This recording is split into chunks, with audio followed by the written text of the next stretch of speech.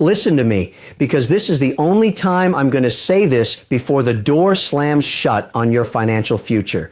We are standing at the threshold of 2026, and most of you are walking into it like sheep to a slaughterhouse. You're worried about your feelings. You're worried about being comfortable. You're worried about what your neighbor thinks of your car or your house. Let me tell you something. Your feelings don't pay the rent. Your tears don't add value to the S&P 500. Money doesn't have a soul, it doesn't have a heart, and it certainly doesn't care about your emotional journey. The biggest mistake, the absolute number one killer of wealth in the modern era, is emotion. People make emotional decisions with their capital, and then they wonder why they're broke. They buy a house because it feels like a home, even though the mortgage is eating 60% of their take-home pay. That's not a home. That's a prison with a nice lawn. They stay in jobs they hate because they're loyal to a boss who would replace them in 30 seconds if the margins dipped. They hold on to losing stocks because they believe in the company. Guess what? The company doesn't believe in you. It doesn't even know you exist. In 2026, the margin for error is zero. We are dealing with a world where inflation has reset the baseline for survival. If you are still operating on 2019 logic, you are already bankrupt. You just haven't realized it yet. You need to look at your bank account and see it for what it is, a battlefield. Every single dollar you own is a soldier. Your job is to send those soldiers out into the world to take prisoners and bring them back. If you're spending your soldiers on $7 lattes and lifestyle upgrades, you're sending your army into a meat grinder for no reason. You're a bad general, and bad generals lose wars. The Stop Being Emotional warning isn't just a catchy slogan. It is a survival mandate for the next 24 months. When you get paid, that money should be allocated with the surgical precision of a CEO. 10% to 15% should be gone before you even see it. It should be working in the markets, compounding while you sleep. If you have to think about saving, you've already lost. You'll find an emotional reason to spend it. You'll tell yourself you deserve a vacation or a new phone. You deserve nothing until you are free. And freedom in this world has a very specific price tag. Stop looking for validation from your peers. Most of your peers are broke. Why would you want the approval of people who are one missed paycheck away from total collapse? You need to become a cold-blooded observer of your own habits. Look at your 90-day spending history. If I looked at it, would I see a future millionaire, or would I see someone who is subsidizing the profits of luxury brand conglomerates? Most of you are just middlemen for your own paycheck. The money enters your account and immediately exits to pay for things that lose value the second you buy them. That ends now. Part 2, the 2026 house trap and the debt mirage. Let's talk about the great American lie, the forever home. I see people every single day on Shark Tank and in my private ventures who are house poor. They've bought into this emotional narrative that you need 3,000 square feet and a granite countertop to be a successful human being. In 2026, with interest rates staying higher for longer, stretching yourself for a mortgage is financial suicide. If your mortgage is more than 1/3 of your after-tax income, you are suffocating yourself. You have no liquidity. You have no dry powder for when the real opportunities arrive. I want you to be a tenant of your own ambition, not a slave to a zip code. Start small. Buy the 1,500 square foot starter home that you can actually afford, pay that mortgage down, build equity, and then, and only then, look at an upgrade. Buying too much house is an emotional decision. It's about ego. It's about showing off to people you don't even like. A house is a place to sleep and keep your stuff. It is not a high-yield investment vehicle in the way your parents told you it was. The taxes, the maintenance, the insurance, it's a massive cash outflow. Stop being emotional about owning the dirt and start being logical about your cash flow. And then there's the debt. High-interest debt is a cancer. If you are carrying a balance on a credit card at 20% or 24% interest, you are effectively a slave to the bank. You are working 40 hours a week just to pay for things you already consumed and probably don't even use anymore. There is no investment on the planet, not Bitcoin, not Nvidia, not gold, that is going to consistently give you a 24% return to offset that debt. You are digging a hole faster than you can fill it. The 2026 wealth warning is simple. The gap between the haves and the have-nots is widening because of the interest gap. The wealthy are earning interest. The poor are paying it. You have to decide which side of that equation you want to be on. If you're paying interest on a depreciating asset, like a car or a television, you are committing a crime against your future self. I don't care if it makes you feel good to drive a German car. If you can't buy it twice in cash, you can't afford it, period. In this new economy, cash is once again king, but only if it's deployed. Leaving your money in a traditional savings account earning 0.01% is another form of emotional laziness. You're afraid of the market, so you let inflation eat your purchasing power. That's not playing it safe. That's guaranteeing a loss. You have to get comfortable with the discomfort of the market. You have to learn to love the red days because that's when the soldiers get to buy more territory for cheaper. If you panic when the market dips, you are too emotional to be wealthy. Let's talk about the great American lie, the forever home. I see people every single day on Shark Tank and in my private ventures who are house poor. They've bought into this emotional narrative that you need 3,000 square feet and a granite countertop to be a successful human being. In 2026, with interest rates staying higher for longer, stretching yourself for a mortgage is financial suicide. We are looking at a market where the golden handcuffs have frozen the world in place. People are trapped in 3% mortgages they can never leave, and you're trying to fight your way in at 7%. If your mortgage is more than 1/3 of your after-tax income, you are suffocating yourself. You have no liquidity. You have no dry powder for when the real opportunities arrive. I want you to be a tenant of your own ambition, not a slave to a zip code. Start small. Buy the 1,500 square foot starter home that you can actually afford, pay that mortgage down, build equity, and then, and only then, look at an upgrade. Buying too much house is an emotional decision. It's about ego. It's about showing off to people you don't even like. A house is a place to sleep and keep your stuff. It is not a high-yield investment vehicle in the way your parents told you it was. The taxes, the maintenance, the insurance, it's a massive cash outflow. Stop being emotional about owning the dirt and start being logical about your cash flow. If you can't find a deal that fits the 33% rule, then rent. Renting isn't throwing money away if it allows you to keep $2,000 a month in the market earning 10%. Doing the math is logical. Buying a dream you can't afford is emotional. And then there's the debt. High interest debt is a cancer. If you are carrying a balance on a credit card at 20% or 24% interest, you are effectively a slave to the bank. You are working 40 hours a week just to pay for things you already consumed and probably don't even use anymore. There is no investment on the planet, not Bitcoin, not Nvidia, not gold, that is going to consistently give you a 24% return to offset that debt. You are digging a hole faster than you can fill it. The 2026 wealth warning is simple. The gap between the haves and the have-nots is widening because of the interest gap. The wealthy are earning interest, the poor are paying it. You have to decide which side of that equation you want to be on. In this new economy, cash is once again king, but only if it's deployed. Leaving your money in a traditional savings account earning 0.01% is another form of emotional laziness. You're afraid of the market, so you let inflation eat your purchasing power. That's not playing it safe. That's guaranteed loss. You have to get comfortable with the discomfort of the market. You have to learn to love the red days because that's when the soldiers get to buy more territory for cheaper. If you panic when the market dips, you are too emotional to be wealthy. The 2026 forecast isn't about a total collapse. It's about a total restructuring.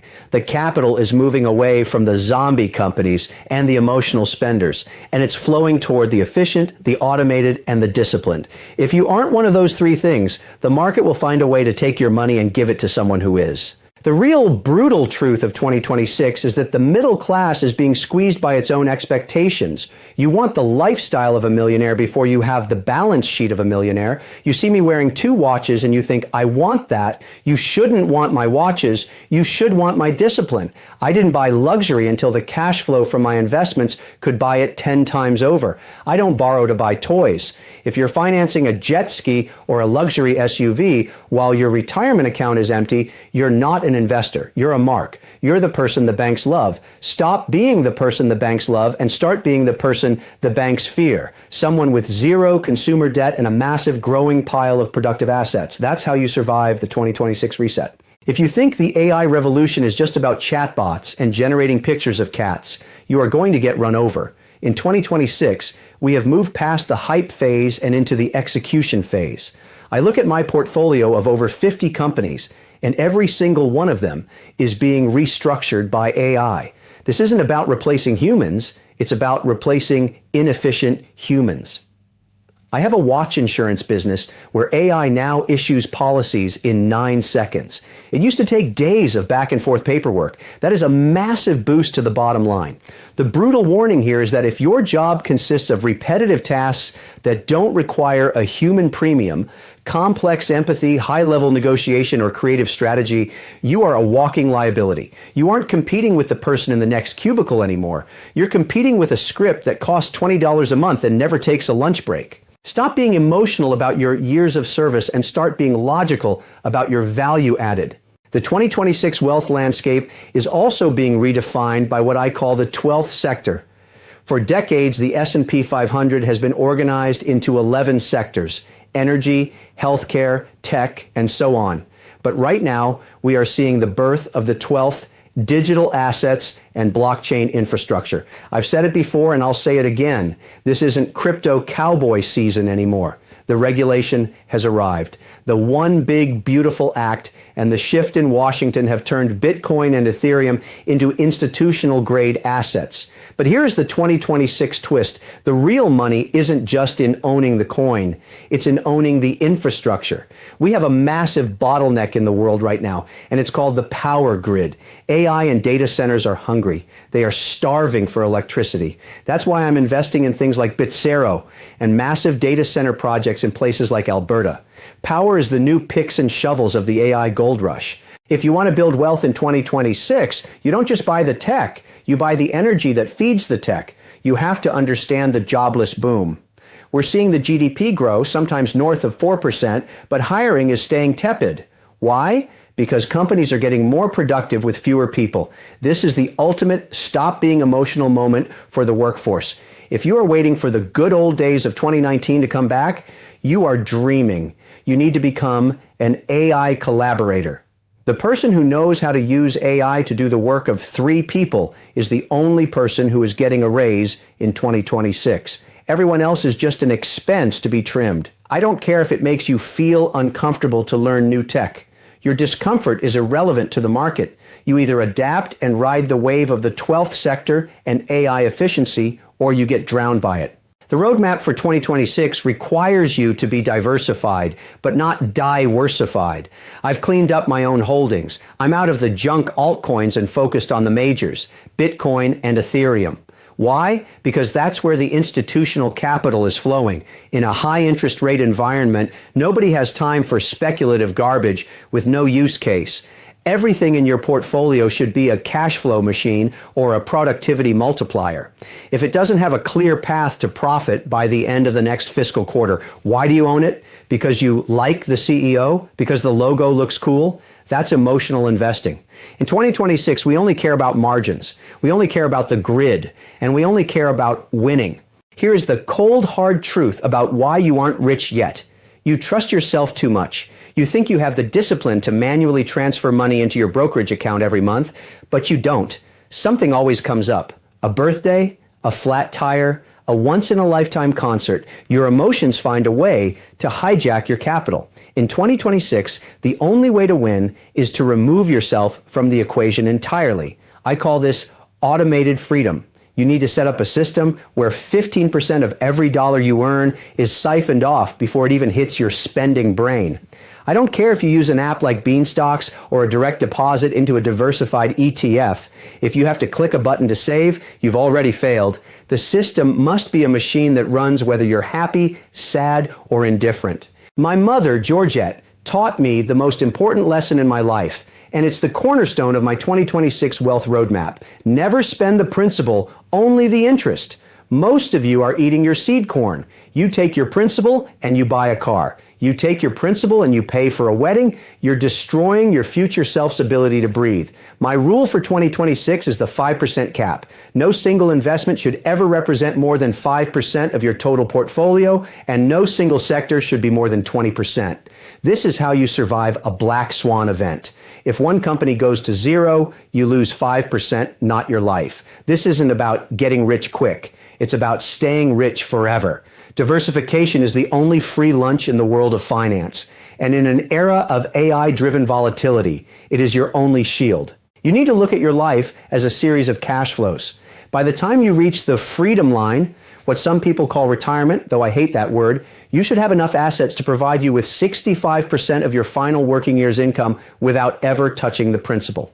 If you're heading toward 2026 with credit card debt, you are in a state of emergency. You shouldn't be buying a coffee, you shouldn't be going to a movie, and you certainly shouldn't be investing in speculative junk until that 24% interest rate is dead and buried. You are paying for the bank's private jet while you're walking to work. Stop it. Be brutal with your budget. If you haven't used it in 90 days, sell it. If it doesn't make you money, it's a liability. Finally, remember that the greatest asset you have in 2026 isn't your bank balance. It's your signal to noise ratio. The world is going to be louder than ever. Social media will tell you to buy this coin or that luxury watch to look successful.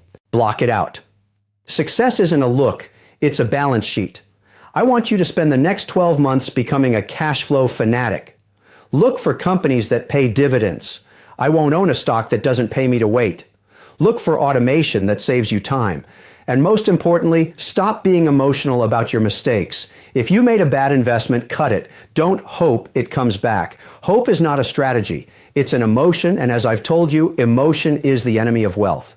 The door to the 2026 economy is opening. On one side are the people who will be automated out of existence, trapped by debt and blinded by their feelings. On the other side are the owners, the people who disciplined their soldiers, built their infrastructure, and stayed cold-blooded when the markets got hot. I've given you the roadmap. I've given you the warning. Now, get to work, because the market doesn't care about your excuses, and neither do I. I'll see you at the finish line, if you have the guts to make it there. You need to look at your life as a series of cash flows. By the time you reach the freedom line, what some people call retirement, though I hate that word, you should have enough assets to provide you with 65% of your final working year's income without ever touching the principal. If you're heading toward 2026 with credit card debt, you are in a state of emergency. You shouldn't be buying a coffee, you shouldn't be going to a movie, and you certainly shouldn't be investing in speculative junk until that 24% interest rate is dead and buried. You are paying for the bank's private jet while you're walking to work. Stop it. Be brutal with your budget. If you haven't used it in 90 days, sell it. If it doesn't make you money, it's a liability. There is one last emotional trap you're going to fall into. And it's the most dangerous one of all, your children. I see it constantly. Successful people who spend their lives building a mountain of capital only to turn their kids into trust fund zombies who have no drive, no ambition, and no respect for the dollar. In 2026, the world is too competitive for soft children. If you want to actually help your kids, stop being emotional about providing for them and start being logical about training them.